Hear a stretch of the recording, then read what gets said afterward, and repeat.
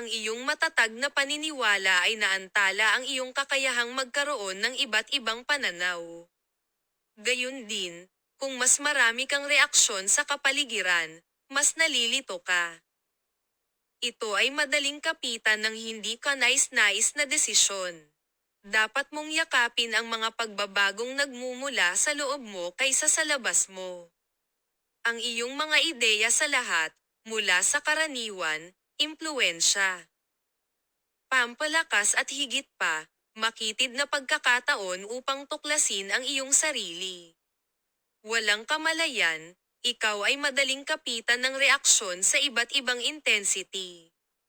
Kung hahayaan mo, makakakuha ka ng insight sa iyong pagpoproseso, hal, isip, katawan, emosyon at panlabas na sarili.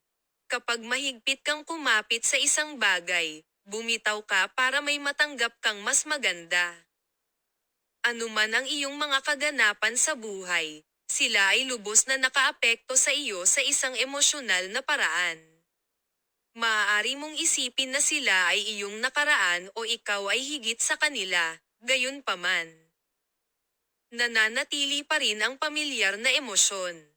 Kung nais mong gumaling, maaari mong permanenteng ilabas ang mga masamang emosyon na ito upang magkaroon ng pangmatagalang kapayapaan at kaligayahan.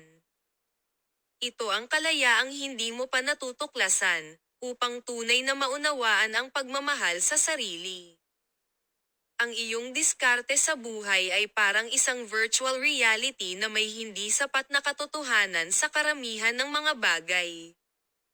Ito ang iyong hindi tunay na pamumuhay batay sa iyong reaksyon mula sa mga karanasan sa buhay kabilang ang mga nakaraang buhay ng mag-asawa. Dapat kang lumampas sa hitsura ng lahat.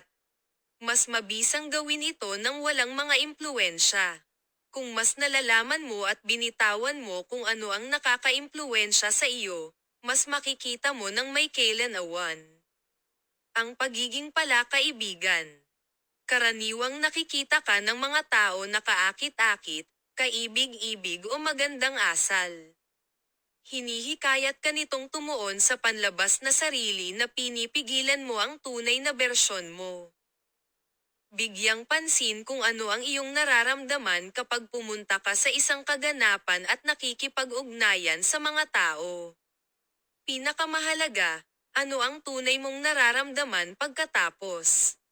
Mayroong negatibong vibe na ipinapahayag mo sa panlabas at panloob na kailangan mong baguhin. Ang iyong ginagawa at nakikita sa isang karaniwang diskarte ay pumipigil sa iyo na magkaroon ng epektibong pagbabago sa sarili, bagamat may mga sandali ng pagpapagaan. Ito ay isang lumang pattern ng pagiging ordinaryo. Upang linangin ang iyong sariling landas, dapat mong itapon ang ilang partikular na impormasyon anuman ang iyong naganap sa mga ito. Ang iyong nakikita at ginagawa ay humahadlang sa epektibong pagbabago sa sarili, bagamat may mga sandali ng pagpapagaan.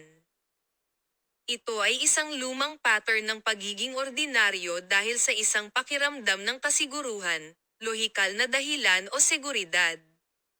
Upang linangin ang iyong sariling landas, dapat mong itapon ang ilang partikular na impormasyon anuman ang iyong naganap sa mga ito.